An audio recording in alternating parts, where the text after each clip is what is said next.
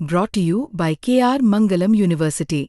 We provide you the platform to turn your dreams into reality. Give wings to your aspirations with KR Mangalam University. Haryana तक के साथ हैं जननायक जनता party के राष्ट्रीय अध्यक्ष चौधरी अजय सिंह चौटाला। रोहतक बैठक हुई, बड़ी अहम बैठक थी। मेंबरशिप ड्राइव को लेकर, पार्टी के विस्तार को लेकर, उन्हीं से बात करते हैं कि बैठक में क्या महत्वपूर्ण फैसले हुए। पार्टी संगठन में कुछ लोगों को जिम्मेवारियां दी गई थी। उसके अलावा एक महत्वपूर्ण निर्णय हमने ये लिया था कि चौधरी ओम प्रकाश चौटाला जी जब तक इनेलो के राष्ट्रीय अध्यक्ष थे तब तक हमने ना कभी उनका नाम इस्तेमाल किया, ना फ़ोटो इस्तेमाल किया। अब स्वर्गीय चौधरी ओम प्रकाश चौटाला है, उनकी उंगली पकड़ करके सारे कार्यकर्ता जो वहाँ थे उन्होंने देर सवेर उनके साथ काम किया है, उनसे सीखा है। तो उनका फ़ोटो जो है वो हमारे हर ऑफिस में, हर उस पोस्टर पे, बैनर पे लगाया जाए और 10 जून से लेकर के 10 जुलाई तक पूरे हरियाणा प्रदेश में मेंबरशिप ड्राइव चलाया जाए।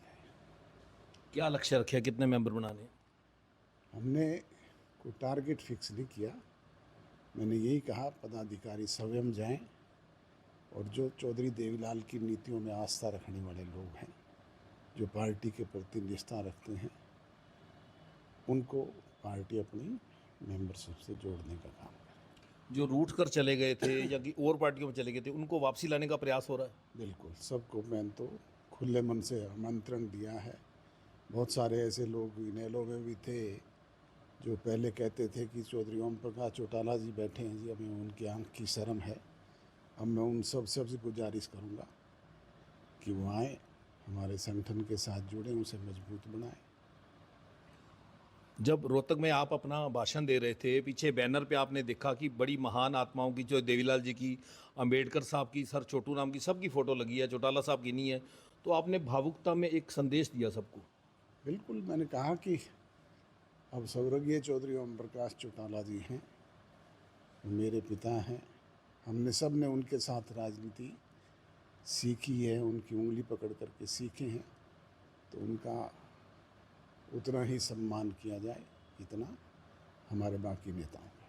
पर आपके इस फैसले के बाद इनेलो का जो प्रेस कॉन्फ्रेंस में जवाब आया, इनेलो क्या कहती है वो तो, उस तरह की भाषा मुझे तो इस्तेमाल करनी आती नहीं।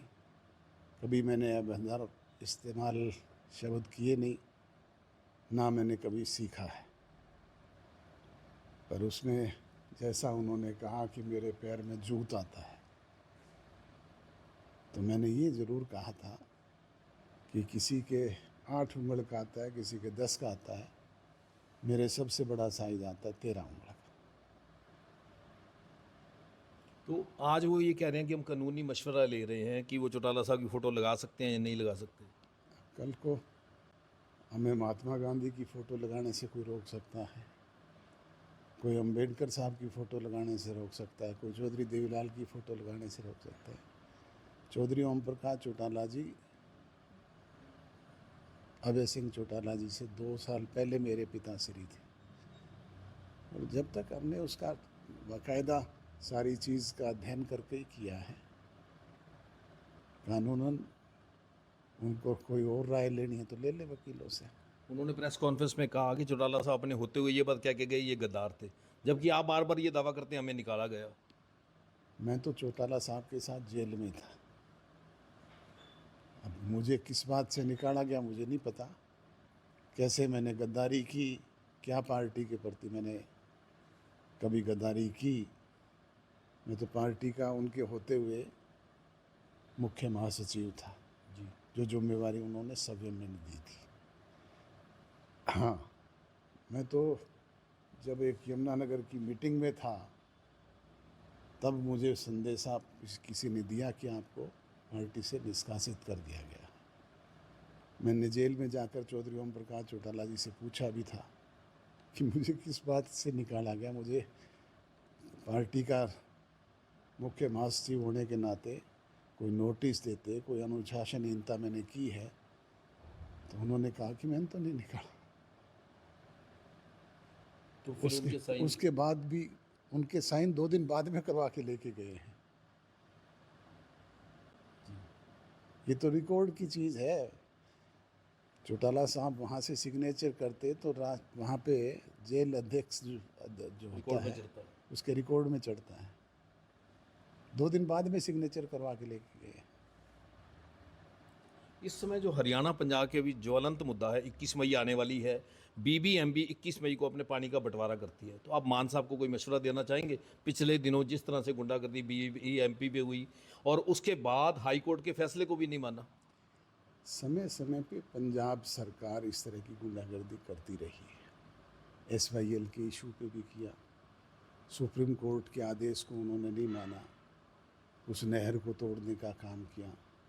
अब असंवैधानिक निर्णय उन्होंने विधानसभा में लिए।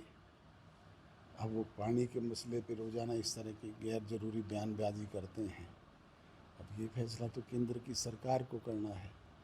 हरियाणा प्रदेश में भी भारतीय जनता पार्टी की सरकार है और केंद्र में भी अब डबल इंजन की सरकार क्या कर रही है मुझे पर नहीं पता। सरकार में होते हुए और संवैधानिक निर्णयों की धज्जियां उड़ाने वाले लोगों के खिलाफ भी अगर कोई एक्शन नहीं होता है तो फिर सरकार का एक ही है। बीबीएमबी में 2 प्रतिनिधि हरियाणा से होते हैं, पीके अग्रवाल और गुलाब सिंह के रिटायर होने के बाद अभी तक मेंबरशिप नहीं बना पाए। हम सरकार में होते थे, माननीय मुख्यमंत्री मनोहर लाल जी थे और उन्होंने मुख्यमंत्री होते हुए 3 चिट्ठियां केंद्र सरकार को लिखी जी कि ये जल का मुद्दा है, इलेक्ट्रिसिटी का तो इससे कोई कंसर्न ही नहीं है, ये जल सिंचाई मंत्री को दिया जाए। उनकी चिट्ठियों का भी कोई असर नहीं हुआ। प्रधानमंत्री से मिलने का समय मांगा, वो भी नहीं मिला। नहीं मिला। तो मैं यही कह रहा हूँ कि सरकार का एक ये डबल इंजन की जो इतनी गति से चल रही है। ये आप नायब सिंह सैनी जी को राय देना चाहेंगे भी इस पानी के मुद्दे पे सर्वदलीय बैठक करके इसका हल निकालें? सर्वदलीय बैठक तो उन्होंने की थी। सर्वदलीय बैठक में तो सबसे सर्वसम्मत फैसला करके उनको अधिकार दिया था। वो अपने अधिकार का इस्तेमाल करे, केंद्र की सरकार से करवाए, ये तो उन्होंने करना है। पर बीबीएमबी का हाई कोर्ट का फैसला आने के बाद भगवंत मान ना माने तो फेडरल स्ट्रक्चर को कहीं ना कहीं धक्का नहीं?